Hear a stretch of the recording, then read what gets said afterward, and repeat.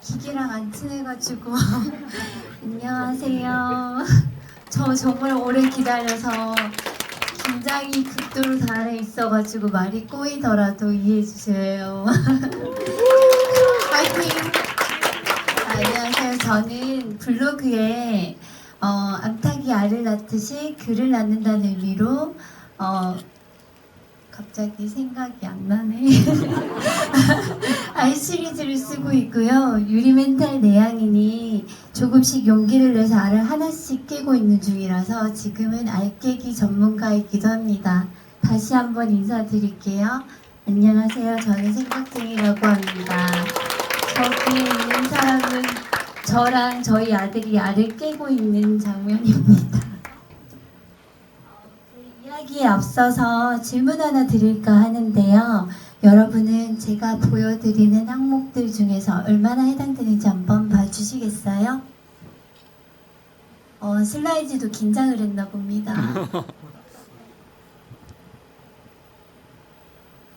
오잉? 첫 번째, 레이더를 피해 눈에 띄지 않게 조용히 지나다니며 안전함을 느낀다. 두 번째, 나에게 친절하지 못하다. 세 번째, 마음의 중심축이 나 아닌 타인에게 가 있다.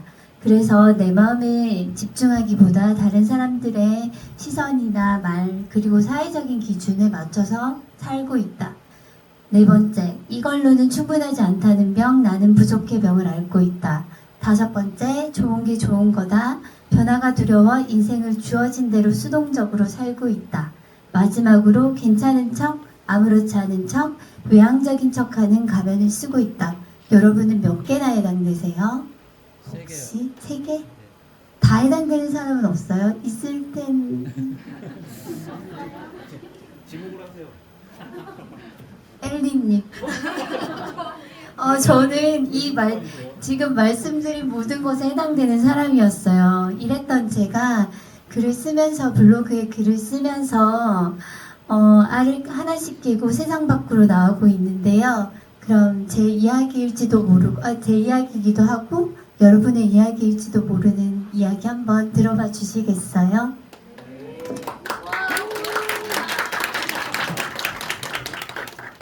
제가 이야기를 시작하기에 앞서서 제가 어떻게 글을 쓰기 시작했고 또 어떻게 종이책까지 쓰게 됐는지 궁금하실 것 같아서 그 이야기를 먼저 드리려고 합니다. 그러려면 그날의 이야기를 먼저 해야 되는데요. 그날은 사실 작년인데요. 작년에 제가 수업을 하고 있다가 갑자기 눈앞에 번개 모양의 이렇게 번쩍번쩍하는 형상이 하나가 나타나는 거예요. 근데 제가 되게 힘들거나 스트레스가 심할 때는 6개월에 한 번씩, 1년에 한 번씩 그런 증상이 나타났었어요. 한 번 생기면 그게 온 시야를 가려서 그때부터는 아무것도 안 보이고 편두통이 심해지는 그런 현상이었는데요. 직장에서 수업을 하다가 그런 적은 처음이라 굉장히 놀랐습니다. 그래서 이거 어떡하지 했는데 아니나 다를까 그 온 시야를 가렸어요. 그래서 아이들이 놀랄까봐 빨리 그 다음 시간 수업을 바꿔놓고 보건실에 가서 누워있다가 이거 너무 수상하다 싶어서 안과에 찾아갔어요. 그래서 안과에 갔더니 산동제를 넣고 이제 제 눈이 어떤가 검사를 하셨는데요. 요리조리 살펴보시다가 원장님이 녹내장인 것 같다고 하시더라고요. 녹내장은 제가 알기로는 점점 시야가 좁아지다가 실명에 이르는 무서운 병이라고 알고 있었는데 그 얘기를 처음 들었을 때는 실감이 나지 않는 거예요. 오른쪽 안구 위쪽에 혈관도 터졌는데 이게 좀 오래된 것 같은데 스트레스를 많이 받으셨나 봐요. 그렇게 얘기하시길래 진료실에서는 어버버하고 있다가 약국에 가서 약사님이 녹내장 약을 주시면서 되게 안쓰럽게 쳐다보시면서 녹내장이세요? 이러시는데 그때 실감이 나는 거예요. 그래서 남편한테 전화를 해서 오빠 나 녹내장이라고 해 라고 말을 하다가 갑자기 조금 억울하기도 하고 속상하기도 하고 막 눈물이 터져 나오는 거예요. 제가 이러려고 이때껏 애쓰면서 살았나, 나 뭐 때문에 이렇게 애쓰고 나를 소모하며 살았지 싶어서 주저앉아서 바닥에 주저앉아서 엉엉 울었어요. 그리고 나서 이제 큰 병원에 예약을 잡으려고 남편이랑 저랑 전화를 하는데 뭐 다 예약이 차서 6개월, 1년 동안 기다려야 된다는 거예요. 그래서 어쩌지 그랬는데 그 다음날 다행히 예약이 잡혀서 큰 병원에 이제 검사를 앞두고 기다리고 있는데 문득 그런 생각이 드는 거예요. 저는 뭐 때문에 도대체 뭘 위해서 이렇게 애만 쓰며 살아왔지? 이제껏 뭐 때문에 나는 진짜 잘 살아온 거 맞나? 이런 생각이 드는 거예요. 그런데 우리가 제가 이거 좀 넘길게요.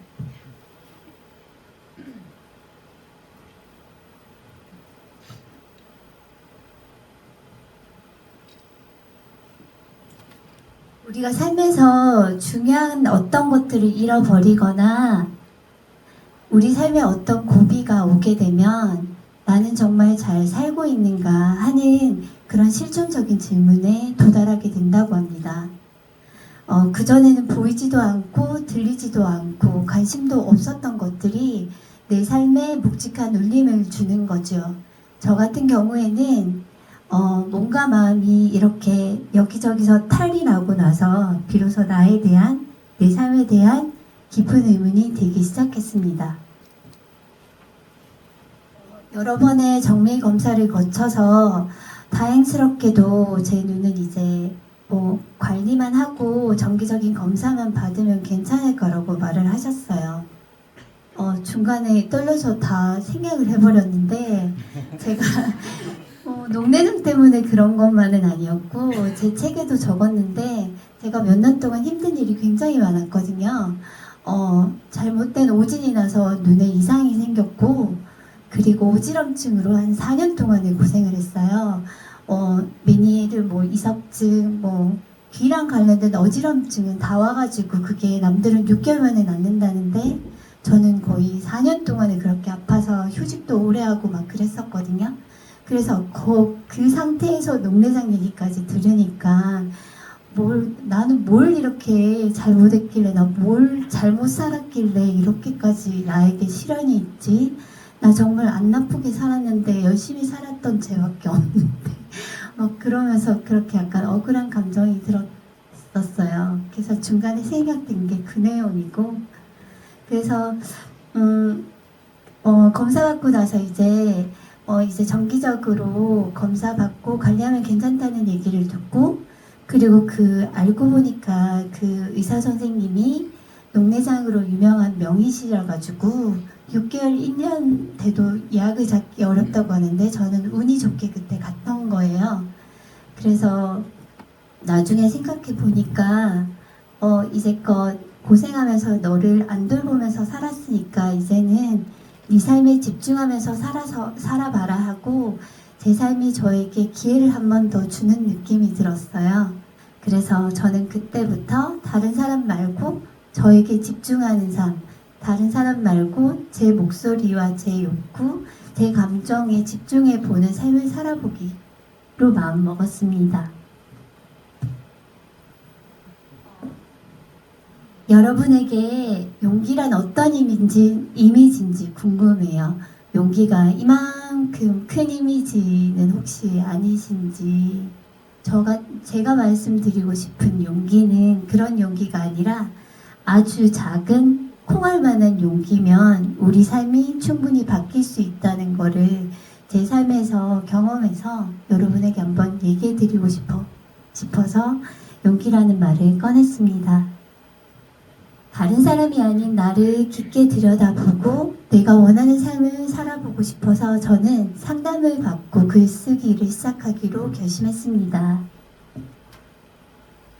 그런데 상담이라는 것이 누군가에게 내 얘기를 꺼내놓는 거잖아요. 근데 저는 앞에도 소개시켜 드렸다시피 제 이야기를 꺼내놓는 게 세상에서 제일 힘든 내향인이에요. 그래서 어떤 첫 만남의 자리에 가서 서클으로 앉아가지고 자 지금부터 자기소개 해봅시다 이렇게 하면 그때부터 심장이 쿵쾅쿵쾅쿵쾅 뛰어요.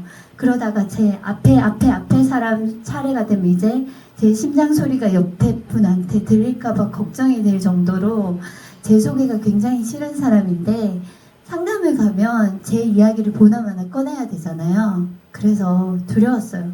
두렵고 무섭고 이거를 피하고 싶고 막 그런 거예요. 그래서 막 취소할까 고민을 하다가 그래도 내가 바뀌기로 결심을 했으니까 그래도 한번 가보자, 일단 가보자 하고 용기를 냈습니다. 오늘의 내가 용기를 내서 행동했으니까 내일에 내가 행동을 해줄 거야 또 하고, 뭐 구체적인 근거라든지 이유는 딱히 떠오르진 않았지만 이제 나를 한번 믿어봐도 되지 않을까 하는 믿음이, 제 선택에 대한 믿음이 올라오는 거예요. 그래서 눈을 감고 한번 찾아가 봐야 되겠다 생각했어요. 그리고 상담하러 갔던 그 첫날을 기억하는데요. 제가 상담을 한 6회기 정도 받았었는데 그날 비가 왔었는데 지하주차장을 한 바퀴 두 바퀴 돌다가 이 길로 그냥 가야 되겠다, 못 가겠다 싶었어요. 그런데 또 제 마음속에 또 목소리 하나가 올라왔어요. 이제 네가 바뀌기로 결심을 했으면서 왜 또 이러고 있냐고, 그래도 한번 올라가 봐라고, 올라가면 어떻게든 될 거야, 그런 목소리가 마음속에서 들리는 거예요. 그래서 12층까지 올라갔어요. 올라가서 이제 상담사님과 이야기를 하는데 제가 무심결에 그때 아마 그 상황에서 그분은 아마 이런 마음이시지 않으셨을까요? 하고 또 제 이야기는 빼놓고 다른 사람 중심으로 이야기를 하고 있는 거예요.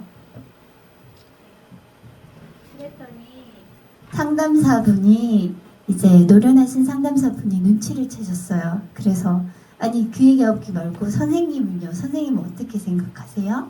선생님 생각이랑 감정에 귀를 기울여서 안에서 올라오는 얘기를 그대로 해주세요 그러시는 거예요. 그리고 솔직하게 말해도 괜찮다고, 내 감정의 주인은 나니까 안에 있는 걸 모두 털어놓으라고 하셨어요. 저에게 집중해서 제 마음과 제 생각을 이렇게 꺼내놓는 게 너무나도 어색했던 저에게 생각과 행동의 주체는 저라는 것을 말씀해주고 싶으셨던 것 같아요. 그래서 이야기를 또 꺼내기 시작했어요. 제 이야기를. 그랬더니 또 이렇게 얘기하세요. 선생님, 본인의 욕구에 충실해도 괜찮아요. 좋으면 좋다, 싫으면 싫다, 힘들면 힘들었다. 자기 감정에 솔직해 보세요. 감정에는 옳고 그름이 없으니까요. 이렇게 말씀을 하셨어요. 근데 저는 이제껏 살아오면서 감정에다가 라벨링을 하고 있었거든요. 이 감정은 옳은 감정, 이 감정은 옳지 않은 감정, 이 감정은 가져도 되는 감정, 이 감정은 가지지 말아야 되는 감정. 그래서 뭐 싫거나 힘들거나 두렵거나 뭐 질투가 나거나 욕심이 나거나 이런 감정들은 다 나쁜 거라고 마음속에 쑥쑥 이렇게 꾹꾹 눌러 담아서 표현을 안 하고 있었는데, 그 선생님이 괜찮다고, 감정에는 그런 옳고 그름이 없다고 말씀해 주시니까 제 마음의 족쇄가 풀리는 기분이 들었어요. 그리고 마지막으로 덧붙이시는 말씀에 울음이 터졌어요. 그냥 선생님을 가만히 안아주세요. 이제껏 힘들게 애쓰면서 살아온 자신에게 그동안 잘 살아냈다. 힘들었지만 정말 잘 이겨냈다. 그리고 고생 많았어 하고 가만히 안아주라고 하셨어요. 그래서 그 말을 들으니까 눈물이 났어요. 이제껏 저는 저 자신에게 위로나 뭐 응원을 해줘 본 적도 없고 토닥여 본 적도 없이 그저 자책하기 바빴거든요. 근데 이렇게 제가 칭찬이나 위로에게 인색했던 저에게 상담사님이 이렇게 따뜻하게 말씀해 주시니까 저 스스로에게 미안한 마음도 들고 그리고 안타까운 마음도 들었습니다. 상담 마지막 날 상담사님이 이렇게 말씀하셨어요. 하고 싶은 대로, 원하는 대로, 바라는 대로 살아도 괜찮다고. 뭐 어때요? 다 해보세요. 본인이 원하는 대로, 바라는 대로 다 해보세요. 그래도 돼요. 그러시는 거예요. 근데 상담실에 가니까 계속 크리넥스 티슈가 옆에 이렇게 계속 있더라고요. 근데 그게 왜 있는지 알겠는 거예요. 또 울었죠. 울고 왜 이렇게 많이 울지 하면서 그랬더니 상담사님도 같이 우셨어요. 그래서 같이 우셨어요. 본인도 그런 일 많이 겪었다고. 근데 그게 상담사님이 말씀하시는 게 제가 그때 아프고 휴직하면서 계속 반복해서 읽었던 최진성님의 인간이 그리는 무늬에서 책 전반에 걸쳐서 계속 저에게 물음을 주셨던 그 물음이랑 너무 연결이 되는 거예요. 이렇게 저는 저 스스로를 믿고 두려움에서 두세 걸음 나아서 콩할 만한 용기를 냈더니 상담사님도 책도 저를 도와주는 기분이었습니다. 그렇게 저는 행동의 주체도 판단의 주체도 모두 저에게 돌려놓고 저에게 집중해 보기로 했습니다. 하고 싶은 대로, 원하는 대로, 바라는 대로 제 안에서 들려오는 목소리에 집중해 보기로 했습니다. 그런데 그러기 위해서는 거창한 용기가 아니라 정말 콩알 많은 용기면 됐습니다.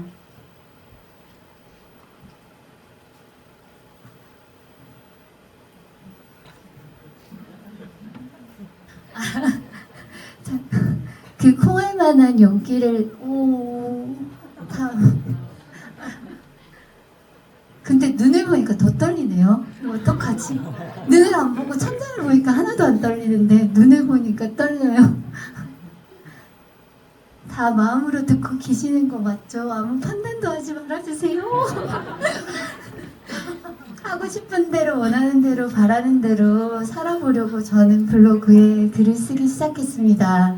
처음에 먼저 비공개로 글을 쓰기 시작했어요. 처음에 글을 써서 누군가에게 보인다는 게 너무 겁이 나는 거예요. 그래서 비공개로 글을 썼는데 하루는 한 일주일쯤 썼나 그랬는데 남편이 하루는 그러는 거예요. 아니 누가 본다고 지금 비공개로 하고 있냐고, 네 블로그 아무도 모른다고, 그리고 누가 또 알면 어떠냐고, 너가 무슨 죄를 지었니? 뭐 이러면서 비공개로 왜 쓰냐고 그러는 거예요. 그래서 그러게 나 이제 만들어서 블로그에 아무도 모를 텐데 그냥 써봐야 되겠다 하고 한 일주일 뒤부터는 책을 요약하고 그 뒤에 느낌을 이렇게 덧붙이는 정도로 썼어요. 그랬더니 이제 몇 명이 오기 시작했습니다. 그 중에 한 분이 여러분 블로그에 자주 오시는 분인데 정확히 읽어줘야 돼요. 우리 가족 눈 건강 주치 이분이 제가 눈이 안 좋은 걸 어떻게 알고 계속 오셔서 하트를 누르고 가시는 거예요. 그래서 이상한데 하면서 아마 읽지 않고 매크로로 이거를 눌러주고 가셨을 확률이 99.9%인데 그래도 0.1% 확률로 그래도 제 걸 보고 있다고 하고 되게 그분 말고 또 몇 분이 계셨어요. 근데 그분들도 아마 매크로나 광고일 수가 있는데 그분들이 하트 누르고 가시고 가니까 뭔가 아무도 찾지 않은 블로그에 누군가가 와가지고 공감을 눌러준다는 게 너무 짜릿한 거예요. 그래서 그 다음에는 조금 더 용기를 내가지고 일상 얘기를 썼어요. 그랬더니 용기를 내서 써봤더니 이호님들이 공감을 눌러주시고 댓글로 마음을 남겨주시더라고요. 그래서 그 마음이 고마워서 거기에 또 가가지고 댓글 달고 또 하트도 누르고 이렇게 마음을 남겼어요. 그때쯤 블로그의 대부님이신 데미안님도 오셔서 하트 누르고 가셔가지고 이분이 누구신가 하고 가봤더니 엄청나게 큰 블로그의 주인이시더라고요. 근데 또 영광스럽게도 서로 신청도 해주셔서 이런 일이 있나 하고 또 다시 제가 수락을 했어요. 그래서 그러고 나니까 약간 저가 용기가 나는 거예요. 이거 서로 이웃도 해봐도 되는 거구나 하고 막 열심히 다녔어요. 그래서 그렇게 하고 제일 결정적인 계기가 글쓰기 온라인 모임에 들어갔어요. 그래서 거기서 정말 좋은 분들을 너무 많이 만났어요.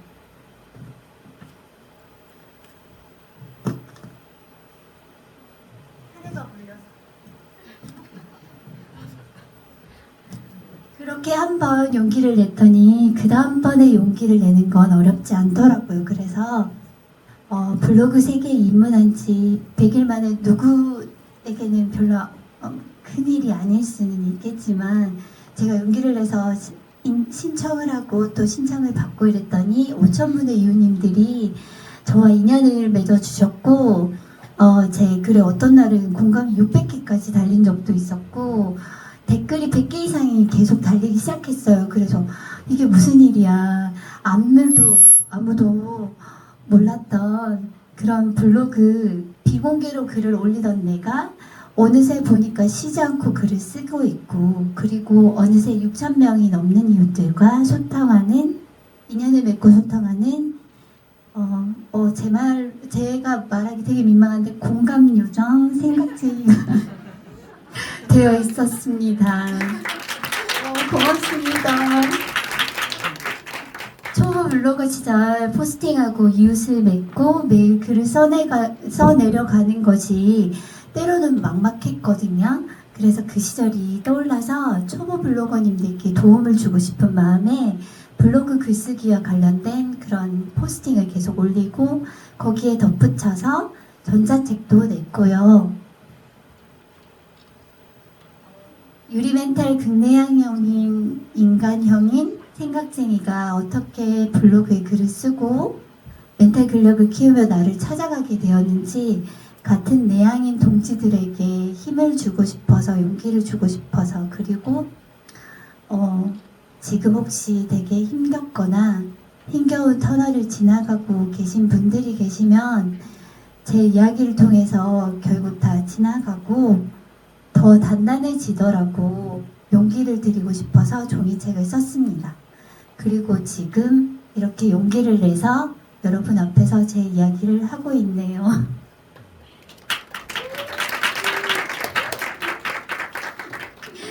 제 안에 가득 차 있었지만, 솟아나오고 싶었지만 입구를 찾지 못해서 나오지 못했던 그 좋은 것들이 콩알만큼의 용기를 냈더니 조금씩 밖으로 나갈 수 있었습니다. 저 그림은 제가 똥손으로 그린 그림입니다. 그래서 제가 제일 좋아하는 헤르만 헤세의 데미안을 보면 이런 말이 나와요. 내 속에서 솟아나오려는 것, 바로 그것을 나는 살아보려고 했다. 그러기가 왜 그토록 어려웠을까? 이런 말이 나오는데, 헤르만 헤세 번역하신 분이 되게 많이 계시는데 저는 진영희 교수님 버전이 제일 맞더라고요. 민음사에서 나오는 거. 깨알 홍보 한번 해보고. 우리 안에는 이미 모든 것을 알고 있는 어떤 사람이 존재하고 있습니다. 모든 것을 하고자 하고 모든 것을 우리 자신보다 더 잘 해내는 어떤 사람이 있습니다. 그 사람은 바로 밖에 아닌 우리 안에 존재하고 있어요. 내 안에 좋은 나들을 꺼내놓기 위해서는 다른 사람이 아닌 나 자신에게 집중해 보는 겁니다. 왜냐면 우리 삶을 가장 잘 아는 사람은 다른 누구도 아닌 우리 자신이니까요. 그리고 그 첫 발은 내 마음속에 가장 먼저 올라오는 그것을 시도해 보는 겁니다. 그냥 나를 믿고 용기를 내서 일단 시도해 보는 겁니다.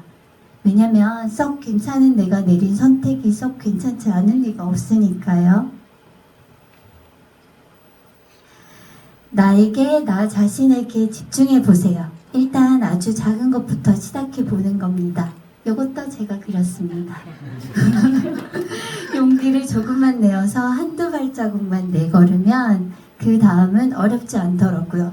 블로그 글쓰기든 필사든 운동이든 피아노든 그리고 웹소설이든 일단 시작해 보세요. 혼자 못할 것 같으면 그런 내가 좋아하는 걸 하는 모임에 들어가서 일단 시작해 보세요. 지금 저는 필사 모임을 하고 있고요. 건마사님은 습관 챌린지를 하고 있고 부크부크님도 독서 모임 하고 있고 지혜님은 학원 모임도 하고 있고 여러분이 뭔가 하고 싶은 마음만 있으면 찾아갈 수 있는 모임은 많아요. 그래서 한번 용기가 안 나면 그곳에 한번 두드려 보세요. 다 좋은 분들이거든요. 그 다음부터는 주변에 좋은 사람들이, 좋은 마음들이 어디에선가 나타나서 도와주더라고요. 내 안에서 내가 좋은 것을 발견하고 끌어내놓고 그리고 내가 알아봐주고 그렇게 하면 마치 자석에 끌리듯이 좋은 마음과 좋은 에너지들로 내 주변이 가득 차게 됩니다. 나 스스로가 나의 좋은 것을 알아봐주고 꺼내놓을 수 있게 되면 좋은 것들과 함께 할 수 있게 됩니다. 제가 초등학교 교사라 우리 두 친구 잘 듣고 있나요? 좋은 사람은 좋은 사람을, 좋은 마음은 좋은 마음을 끌어당기기 마련이니까요. 제 블로그 엔딩 멘트처럼 좋은 사람 곁엔 좋은 마음이, 그리고 좋은 사람 곁엔 다시 좋은 사람이 있습니다. 그러니 한번 용기를 조금 내어봐도 괜찮습니다. 콩알 만한 용기만 내어서 일단 시작하면 우리 삶은 반드시 바뀌더라고요. 마지막으로 소설가 아나이스민의 말로 제 이야기를 마칠까 합니다. 인생은 용기의 양에 따라 줄어들거나 늘어난다. 감사합니다.